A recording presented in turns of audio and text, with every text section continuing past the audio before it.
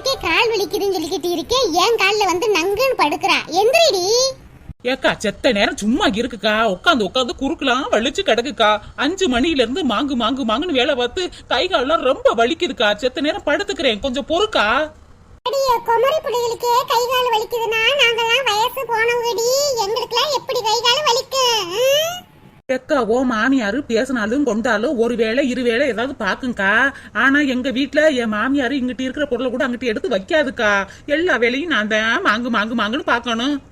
பத்தாததுக்கு என் நாத்தனார் வேற வீட்டோட வந்து கிடக்கா. போன்னு சொல்ல முடியல, இருன்னு சொல்ல முடியலக்கா. வேலை பார்த்து ஓயிறேன். அடியே, எங்க இல்லாத அதிசயம் தாண்டி உன் வீட்டுல நடக்குது. ஒழுங்கா உன் நாத்தனாரும் ஊர்ல தான் இருந்தா. அடியே மகளே, பக்கத்துல வந்து இருடி, பக்கத்துல வந்து இருடின்னு பக்கத்து தெருவுல உன் மாமியாரு குடி வச்சுச்சு. அங்கேயாவது ஒழுங்கா இருந்தாளா?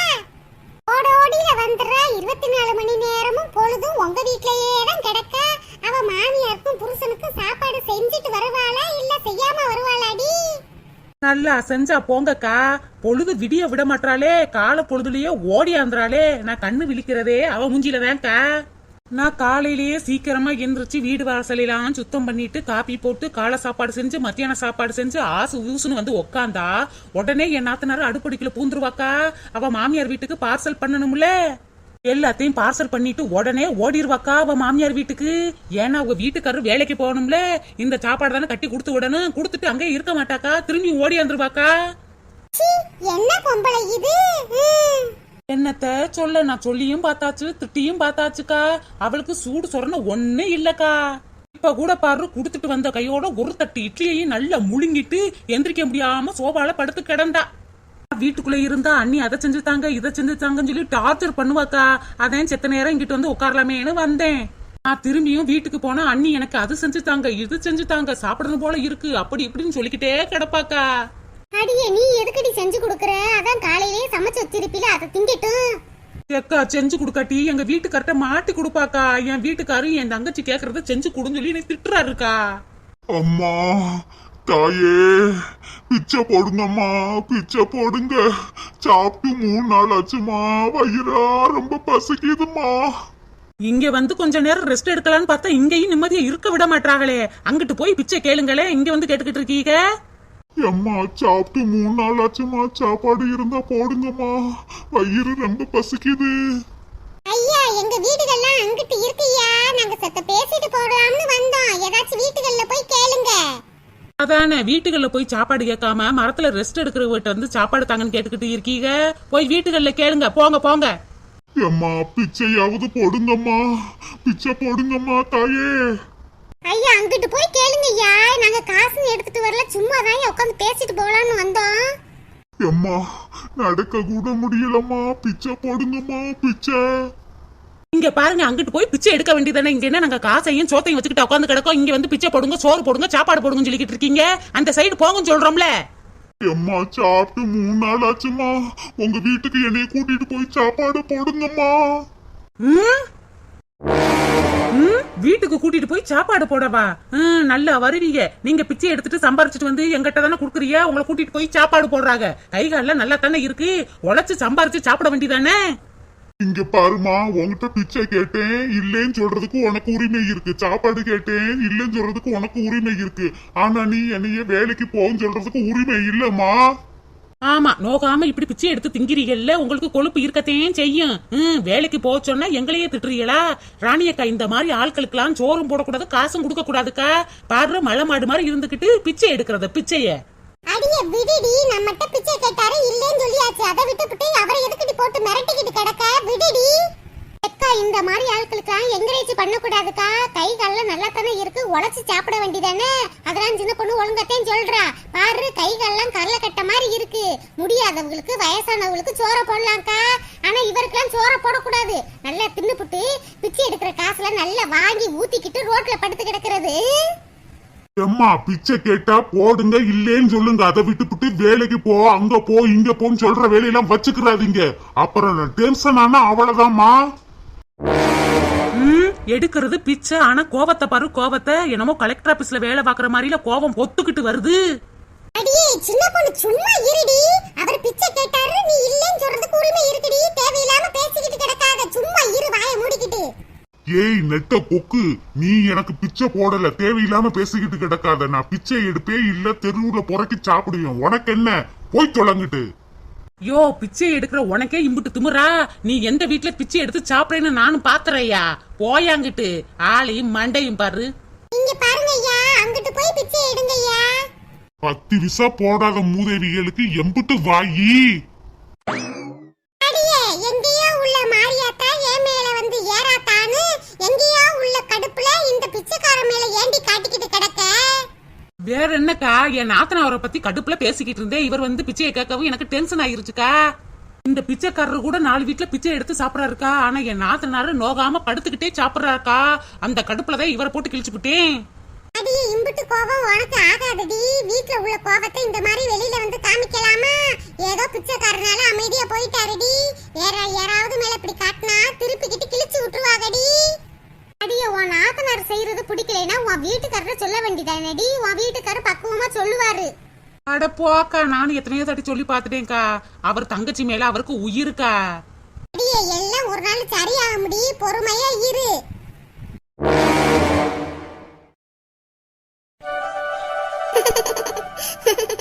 காலையிலேயே ஒரு சட்டி இட்லி, கார சட்னி, தேங்காய் சட்னி, சாம்பார் எல்லாத்தையும் குழப்பி அடிச்சிட்டு இப்படி சோபால படுத்து இருக்கிறது என்ன சந்தோஷமா இருக்கு. அம்மாவும் சாப்பிட்டுட்டு ரூமுக்குள்ள ரெஸ்ட் எடுக்க போயிட்டாங்க. அண்ணனும் வேலைக்கு போயிட்டாங்க. அண்ணியும் சாப்பிட்டுட்டு அவங்க கூட்டாளியோட பேச போறேன்னு போயிட்டாங்க. நான் மட்டும் இருக்கேன், சந்தோஷமா இருக்கேன். இதே மாதிரி என் மாமியார் வீட்டுல இருக்க முடியுமா? நானே 10 இட்லி தின்னதும் நானே, கார சட்னி சாப்பிட்டதும் நானே, அடுப்படிக்குள்ள பாலை திருடி குடிச்சதும் நானே, ஹார்லிக்ஸ் திருடி சாப்பிட்டதும் நானே, அது நானே. மத்தியானத்துக்கு என்ன சாப்பிடலாம்? நண்டு சாப்பிட்டுதா ரொம்ப நாள் ஆச்சு. அண்ணிய மார்க்கெட்டுக்கு போக சொல்லி நிறைய நண்டு வாங்கிட்டு வந்து சமைக்க சொல்லணும். அதை வச்சு நல்லா சாப்பிட்டுட்டு மத்தியானம் ஒரு குட்டி தூக்கத்தை போடணும். இந்த மாதிரி வாழ்க்கை யாருக்கு அமையும்? இந்த ராதிகாக்கு மட்டும்தான் அமையும். நான் கேக்குறது பூரா செஞ்சு கொடுக்கறதுக்கு எங்க அண்ணி, நான் கேட்காம செஞ்சு கொடுக்கறதுக்கு எங்க அண்ணே, எனக்கு வாங்கி வாங்கி கொடுக்கற எங்க அம்மா. நான் அதிர்ஷ்டசாலி தான். தேவதை போல ஒரு பெண் இங்கு வந்தது நம்பி, என்னை நம்பி.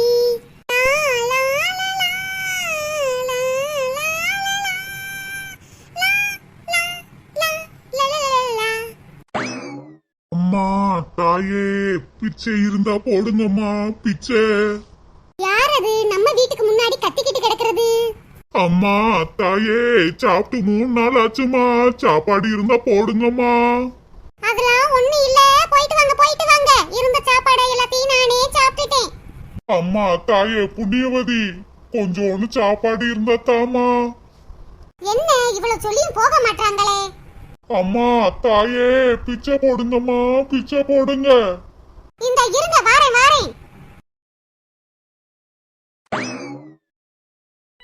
அம்மா தாயே, பிச்சை போடுங்கம்மா, 3 நாளா சாப்பிடலமா, வயிறு ரொம்ப பசிக்குது. அம்மா தாயே. வீட்ல ஒண்ணு இல்லைன்னு வீட்டுக்குள்ளேயே இருந்து சொல்றேன்ல, ஏன் கேட்க மாட்டீங்க? போயிட்டு வாங்க. அம்மா தாயே, அப்படி எல்லாம் சொல்லாதீங்கம்மா, உங்களை பார்த்தா மகாராணி மாதிரி இருக்கு. பிச்சை போடுங்கம்மா, 3 நாளா சாப்பிடல. என்னைய பார்த்தா மகாராணி மாதிரி இருக்கா? ஊருக்குள்ள பல பேர் அப்படித்தான் சொல்லுவாங்க.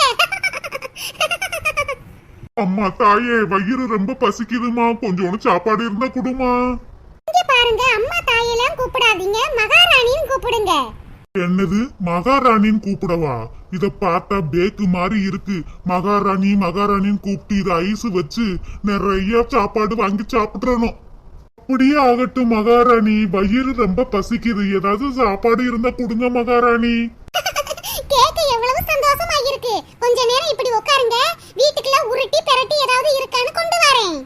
அப்படியே ஆகட்டும் மகாராணி, வீட்டுக்குள்ள கண்டிப்பா ஏதாச்சும் சாப்பாடு இருக்கும், நிறைய எடுத்துட்டு வாங்க மகாராணி. என் காதுக்கு இனிமையா இருக்கு, இந்த எடுத்துட்டு வரேன். இந்த பொம்பளைய பார்த்தா பேக்கு மாதிரி இருக்கு. இத புகழ்ந்து புகழ்ந்து பேசினா எதையும் சாதிக்க முடியும் போல இருக்கு. இந்த பொம்பளைய புகழ்ந்து புகழ்ந்து பேசி ஏதாச்சும் பொருட்களை ஆட்டைய போட்டுற வேண்டியதேன். இந்தாங்க சாப்பிடுங்க. மகாராணி நன்றி. என்ன மகாராணி, சாப்பாடு ஆறி போயிருக்கு. அது வந்து எங்க அண்ணி மத்தியானத்துக்கு நண்டு குழம்பு வைக்க சொல்லலாம்னு இருக்கேன். நீங்களும் மத்தியானத்துக்கு வாங்க. அப்படியே ஆகட்டும் மகாராணி. நீங்க மகாராணி மகாராணின்னு சொல்லும்போது எனக்கு ரொம்ப சந்தோஷமா இருக்கு. சீக்கிரமா சாப்பிடுங்க. நல்லா இருக்கு சாப்பாடு. 3 நாளா பட்னி. ஓ மகாராணி ரொம்ப நன்றி மகாராணி. உங்களுக்கு ஏதாவது சாப்பாடு வேணும்னா நேரா இந்த வீட்டுக்கு வாங்க, நான் தாரேன். அப்படியே ஆகட்டும் மகாராணி. மகாராணி நான் ஒண்ணு கேட்டா நீங்க ஒண்ணு தப்பா நினைச்சுக்கிற மாட்டீங்களே? நான் ஒண்ணும் தப்பா நினைக்க மாட்டேன், கேளுங்க. உங்க வீட்ல ஏதாச்சும் பழைய பாத்திரம் பொருட்கள் ஏதாச்சும் இருந்தா தாங்க மகாராணி. அதை வித்து நான் பணமாக்கிக்கிறேன். இவ்வளவுதானா? எனக்கு எல்லாருக்கும் உதவி செய்யறதுன்னா ரொம்ப பிடிக்கும். கண்டிப்பா வீட்டுக்குள்ள போய் பழைய பாத்திரம் பொருட்களை எல்லாத்தையும் ஒரு மூட்டையில கட்டி கொண்டு வரேன். மகாராணி மகாராணி நீங்க நல்லா இருக்கணும் மகாராணி. மகாராணி நல்லா இருக்கணும். கொஞ்ச நேரம் இங்கேயே உட்காந்துருங்க. வீட்டுக்குள்ள போய் பொருட்களை எல்லாம் மூட்டை கட்டி கொண்டு வரேன். சரி மகாராணி. மகாராணி வாழ்க. மகாராணி வாழ்க. மகாராணி வாழ்க. மகாராணி வாழ்க. நான் மகாராணி. ஊருக்குள்ள இந்த மாதிரி பேக்கு இருக்கிறனாலதான் நம்மலாம் பொழைக்க முடியுது. இந்த பேக்கு ஒரு பை நிறைய பொருட்களை போட்டு அள்ளிக்கிட்டு வருது. இன்னைக்கு யார் மூஞ்சில முழிச்சேன்னு தெரியல. இந்தாங்க, இந்த பை நிறைய எங்க அண்ணி யூஸ் பண்ணாத பொருட்கள் தான் இருக்கு. இத வச்சு நீங்க காசாக்கிக்கிறீங்க. மகாராணி மகாராணி ரொம்ப நன்றி மகாராணி. ரொம்ப நன்றி மகாராணி. நானும் என் பொண்டாட்டியும் நடுரோட்ல தான் வாழ்றோம் மகாராணி. தண்ணி குடிக்க கூட ஒரு குடம் கூட இல்ல மகாராணி. நீங்க தான் இதெல்லாம் பார்க்கணும் மகாராணி, பார்க்கணும். அழுகாதீங்க அழுகாதீங்க, குடம் தானே வேணும். இந்த வீட்டுக்குள்ள போய் நான் எடுத்துட்டு வரேன். ஆஹா ஆஹா இப்படிப்பட்ட வீடு ஒண்ணு இருக்குன்னு எனக்கு தெரியாம போயிருச்சே. பிளாஸ்டிக் குடம் கேட்டா இந்த பொண்ணு பித்தாள குடத்தையே தூக்கிட்டு வருதே. இந்தாங்க, இத வாங்கிக்கிறீங்க. நன்றி மகாராணி. நன்றி மகாராணி. உங்களுக்கு எது வேணாலும் என்கிட்ட கேளுங்க. எங்க வீட்ல நிறைய பழைய பொருட்கள் இருக்கு, நான் தாரேன். கண்டிப்பா மகாராணி கண்டிப்பா. சீக்கிரமா இந்த இடத்தை விட்டு காலி பண்ணிடணும்.